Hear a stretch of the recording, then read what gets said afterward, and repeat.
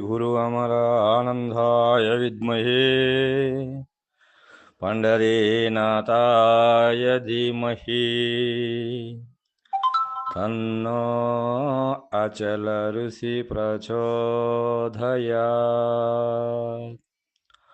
अस्मद्गुरुसमारम्भां कृष्णसान्धीपमध्यमाम् श्रीमहाविष्णुपर्यन्तं वन्दे गुरुपरम्पराम्। అచల సాంప్రదాయ పరంపర గురువులందరికీ వందనములు. శ్రీమద్భాగవత శ్రీకృష్ణ సద్గురు పరబ్రహ్మణే నమః.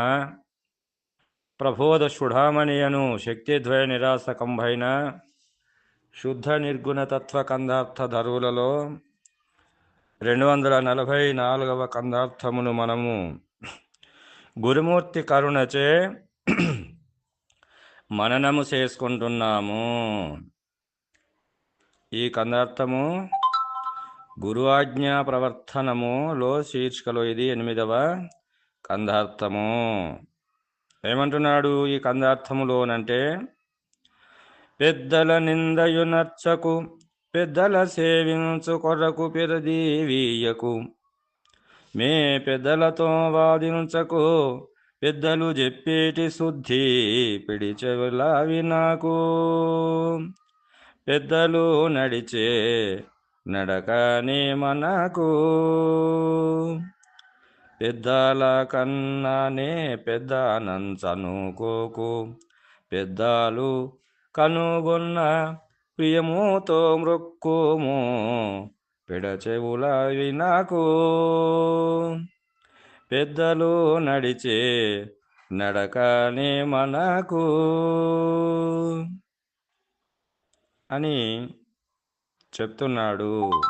ఇక్కడ శిష్యునికి కొన్ని బుద్ధి మాటలు శుద్ధితో నీవు ఈ యొక్క లోకములో సశిష్యునిగా, సురునిగా, సుజనునిగా, మంచి కీర్తింపబడేటువంటి యొక్క విధి విధానములో జీవన విధానాన్ని గడుపుమని ఇక్కడ మనకు తెలియజేస్తున్నాడు. కాబట్టి ఇక్కడ పెద్దల నింద యొనర్చకు అని అంటున్నాడు. ఇక్కడ అంటే ఇక్కడ పెద్దలు అంటే ఎవరు? ఇక్కడ అంటే అచల ఋషి తన గురువైనటువంటి గురువే పెద్ద. కాబట్టి పెద్దలు అని ఇక్కడ మనకు సంబోధన చేస్తున్నాడు. కాబట్టి మరి ఆ పరిపూర్ణ బోధయందు ఆరుడత చెంది ఉన్నవారు, వారిని పెద్దలుగా మనకు, వారే అచల ఋషులు. ఆ యొక్క తన గురుముఖత, ఆ యొక్క ఆ అచల బోధలో ఉన్నటువంటి యొక్క ఆరుడత స్థితి గావించుకున్నటువంటి వారే పెద్దలు, వారే అచల ఋషులు. కాబట్టి ఇక్కడ పెద్దలు అనగా వయోవృద్ధులు అని మనము చెప్పుకోవచ్చు. ఒక తరగతికి చెందినటువంటి వాళ్ళు అంటే వయోవృద్ధులైనటువంటి వారిని కూడా, మనకన్నా పెద్దైనటువంటి వారిని కూడా మనము పెద్దలని చెప్పుకోవచ్చు లౌకిక విధానములో. కాబట్టి ఆధ్యాత్మిక మరి యొక్క సాంప్రదాయములో వృద్ధులు అని అంటే జ్ఞాన వృద్ధులు అని చెప్పవచ్చును. పెద్దదైన అంటే పెద్ద అని ఎవరిని అంటారు? ఇక్కడ పెద్దదైన గొప్పదైన వస్తువును గూర్చి సమగ్రమైన జ్ఞానము కలిగి ఉన్న వారిని పెద్దలు అని మనము సంబోధన చేస్తున్నాము. కాబట్టి పెద్దలు అంటే ఎవరిక్కడ అంటే అచల ఋషులు, అచల గురువులు. కాబట్టి వారు జ్ఞానవృద్ధులనియు, వయసుతో పాటు మనస్సును కూడా పండించుకొని వయోభారముతో ఉన్నవారిని వయోవృద్ధులని చెప్పబడుచున్నారు. కానీ ఇక్కడ పరిపూర్ణ భావమందు ఆరుడత కలిగి, దానికి సరిపడా జీవన విధానము కలిగి ఉన్నవారిని ఈ కందార్థమందు పెద్దలుగా చెప్పుచున్నాడు కృష్ణ ప్రభువు. కాబట్టి శ్రవణ మాత్ర జ్ఞానమే గాక ఆరుడతతో కూడిన అనుభవ జ్ఞానము గల వారిని పెద్దలుగా చెప్పబడుచున్నారు. కాబట్టి ఇక్కడ వారు గురువులు అంటే వాళ్ళు తన యొక్క గురుముఖత ఈ బోధలో ఉన్నటువంటి ఒక ఆరుడత స్థితి పొందినటువంటి వారలే పెద్దలు. కాబట్టి అలాంటి వారిని నిందయునర్చకు, దూషించకు, తక్కువ చేసి మాట్లాడకు. కొంతమంది శిష్యులు ఎలా ఉంటారంటే, నేను చాలా దిక్కులో తిరిగి చూసినాను. అయితే వారు మరి అక్కడక్కడక్కడక్కడ ప్రబోధలు విని మళ్ళీ వారిని ఆ గురువుకు తెలియదు, ఈ గురువుకు తెలియదు, ఆయనకు తెలియదు, ఈయనకు తెలియదు, మరి నేను చెప్పేదే గొప్ప అనేటువంటి యొక్క మాటలని దూషణ భూషణముగా మాట్లాడుతున్నారు. కాబట్టి అలాంటి వారలు ఈ ఆరుడత స్థితి కలిగినటువంటి వారలా అంటే తన యొక్క గురువు శిక్షణలో వాళ్ళు ఆ జ్ఞానాన్ని పొందినటువంటి వారలా అంటే కాదు. కాబట్టి మిడిమిడి జ్ఞానము పొందినటువంటి వారలు.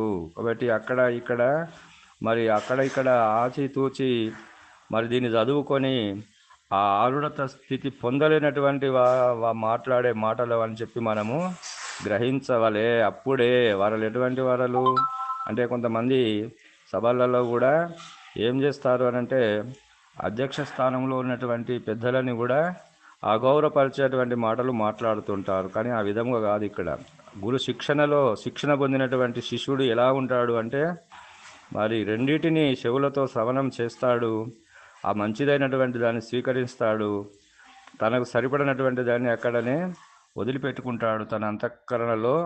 అలాంటి స్థితి ప్రజ్ఞత కలిగి ఉంటారు. కాబట్టి అలా ఉండవలే. కానీ ఎవరి మీదికి పడితే వారి మీదికి దూషణ భూషణములు చేయరాదు. చేస్తే నీవు కూడా దూషణ స్వరూపుడవు, భూషణ స్వరూపుడవు మరి కావు. దూషణ స్వరూపుడవే కానీ దుష్టం ధురేణ వర్జితన్నాడు కదా, ఆ దుష్ట భావముని అంతఃకరణలో రానివ్వకూడదు. కాబట్టి వారిని ఎలా చూడాలి? వారు ఎవరైనా కాకపోవచ్చు. కాబట్టి తన గురువుకు నీవు ఎలా పరిచర్యలు చేసి ఎలా నీవు నమస్కరించినావో మరి ఆ యొక్క స్థానంలో ఉన్నటువంటి ఆ పరిపూర్ణ భావాజ్ఞులైనటువంటి వారిని కూడా ఆ విధంగానే నీవు ధ్యానించాలి, సేవించాలి, పూజించాలి. వాళ్ళు కడబడ్డప్పుడు నీవు మరి ఈ యొక్క మరి ఆ యొక్క నమస్కారపూర్వకంగా నీవు కృతజ్ఞతలు సమర్పించుకోవాలి. కాబట్టి నా గురువుకే నేను నమస్కరిస్తాను కానీ ఇతరుల గురువులకు నేనెందుకు నమస్కరిస్తానంటే అది నీలో అహంకారము పొడజూపినట్లే. కాబట్టి నిందయునర్చకు, దూషించకు, తక్కువ చేసి మాట్లాడకు.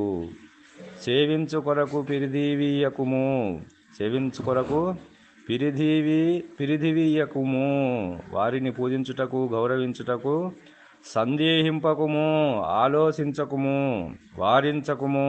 సిద్ధాంత ప్రతిపాదనలో భేదములు రారాదు, అలాంటివి నీ లోపట ఎంచకూడదు. కాబట్టి అట్టి మహాత్ములను నిందపూర్వకంగా మాట్లాడరాదు, వారిని సేవించుటకు ఎట్టి సందేహము పడరాదు, వారితో వాద ప్రతివాదములకు దిగరాదు.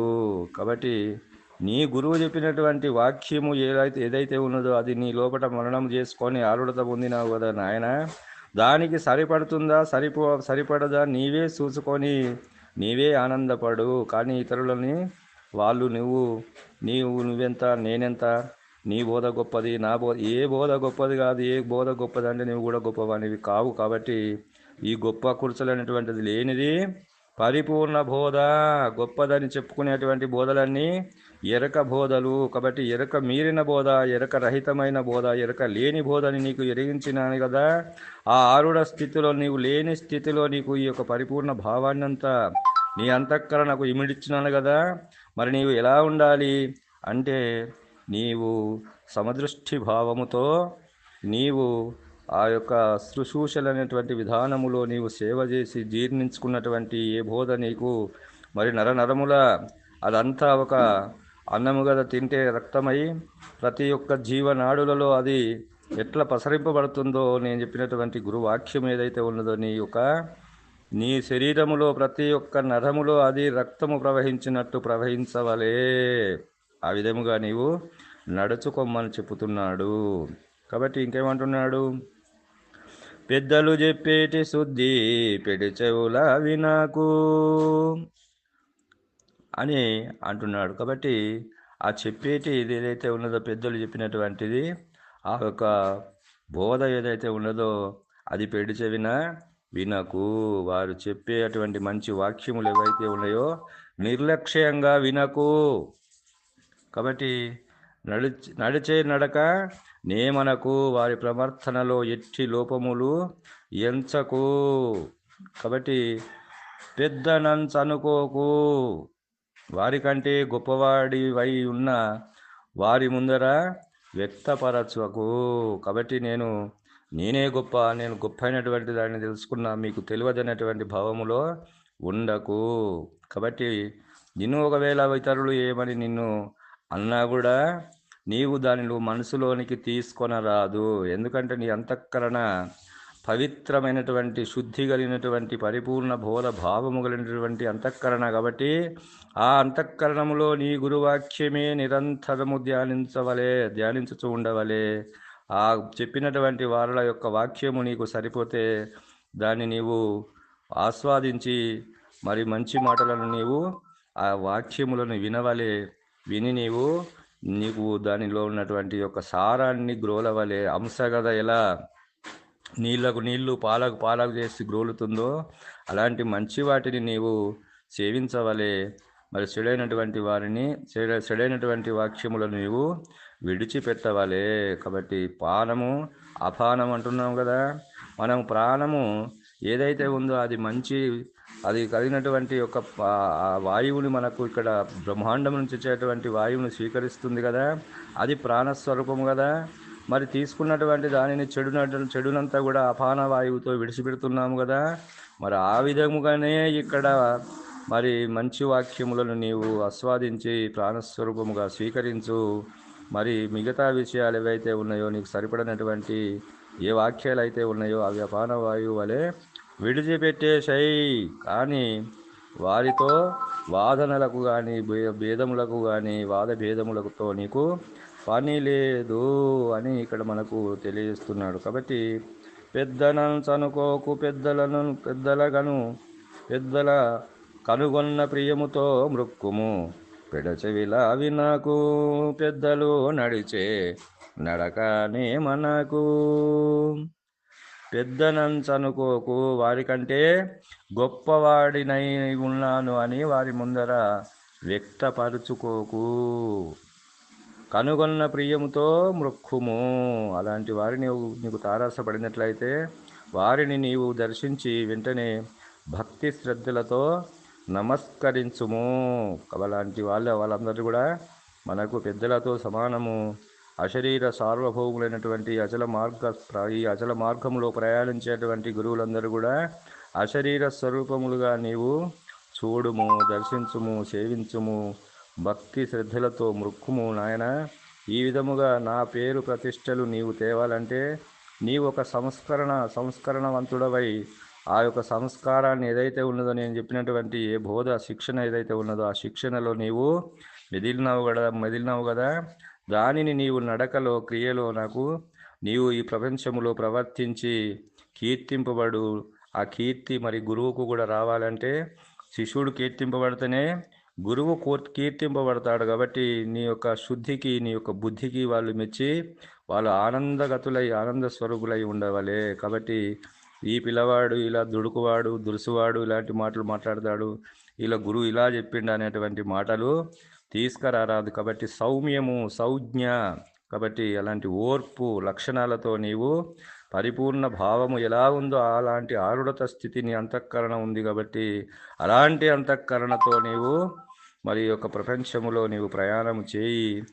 మరి ఆ విధముగా నీవు నడుచుకోమని నడక ఏదైతే ఉన్నదో ఆ నడకని నీవు మరి గురు ఆజ్ఞానుసారము గురు ఆజ్ఞాన ప్రవర్తనముగా నడుమని చెప్పి ఈ కందార్థములో మనకు తెలియజేస్తున్నాడు భాగవత కృష్ణ ప్రభు అని తెలియజేస్తూ ఇంతటితో ఈ కందార్థ భావాన్ని ముగిస్తున్నాను.